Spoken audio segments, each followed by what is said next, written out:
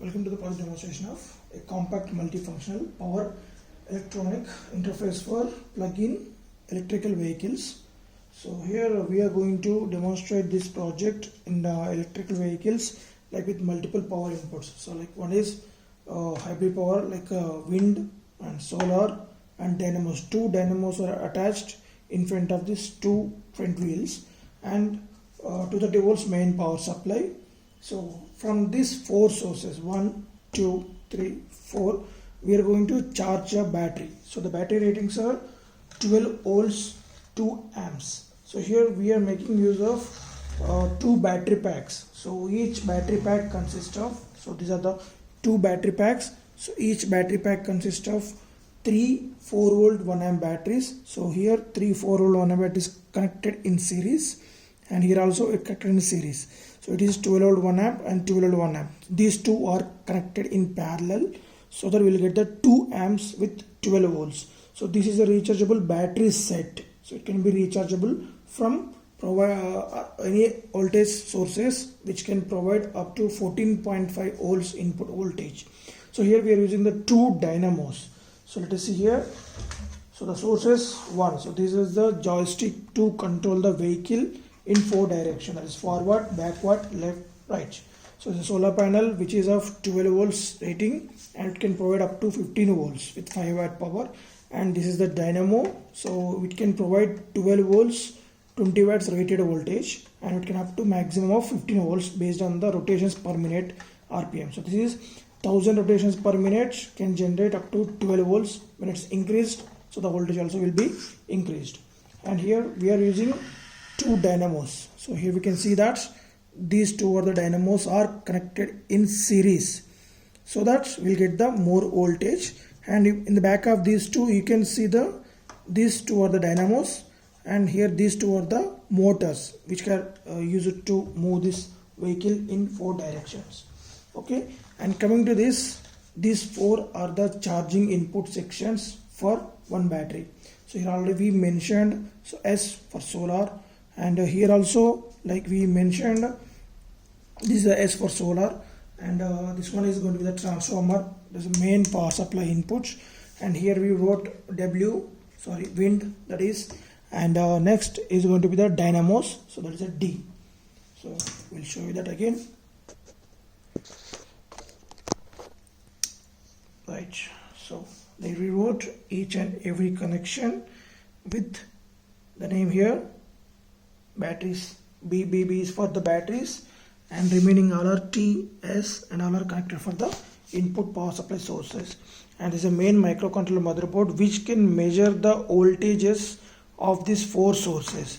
So these voltage inputs are around of 12 volts. So the microcontroller can't measure the 12 volt supply. So that's why we are making use of potential dividers. So here we are making use of potential divider which can divide the voltage in 10:1. So when the input voltage is 10 volts, the output is going to be the 1 volt. Based on this ratio, the output of this potential divider circuit will given as input to our A0, A1, A2, A3 pins of our PIC16F72 microcontroller, and the output will be displayed on your 16:2 LCD display. So let us see that. So in order to on the switch on the motherboard, so we'll show you initially how to charge the battery from 230 volts one by one. So just by connecting this 230 volts cable to your socket, so this is socket, just by connecting it here, so you can see the light indication on your charger, right? So the T is connecting supply, right? So the battery will get charged fully in at least of 8 to 10 hours. So after that time you can disconnect that. Okay, and then next we will show you the voltage displaying on the LCD. And this is the main on off switch here we placed here. So this is the main on off switch. Here I wrote 1 0.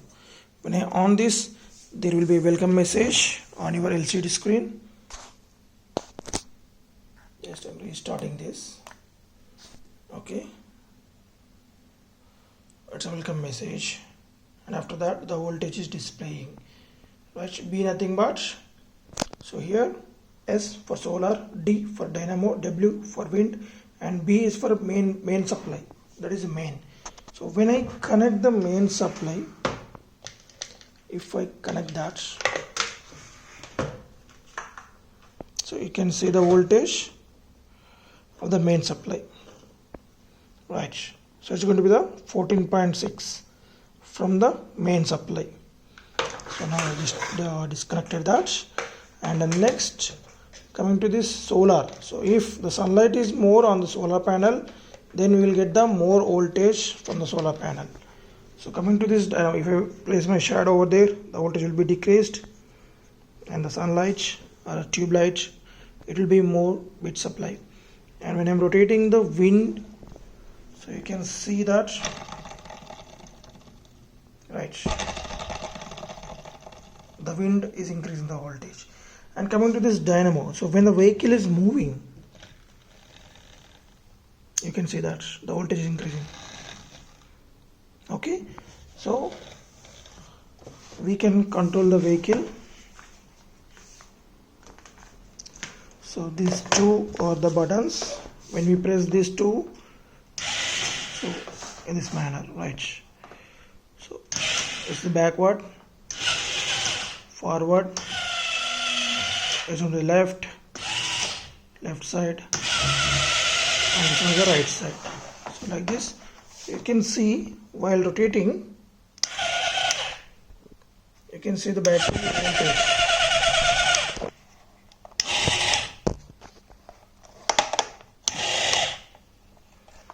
Just a second, I'll show you.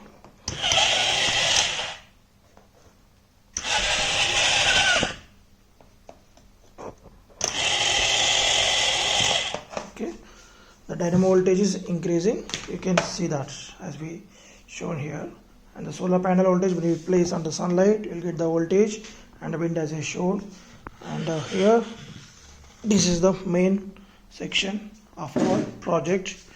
And coming to these connections and ratings, so as we discussed, the wind power is going to be the 12 volt 20 watts, and dynamos which are mounted under this vehicle, so the ratings are going to be, dynamo ratings are, it's around same 12 volts and 24 watts only, around 24 watts directly.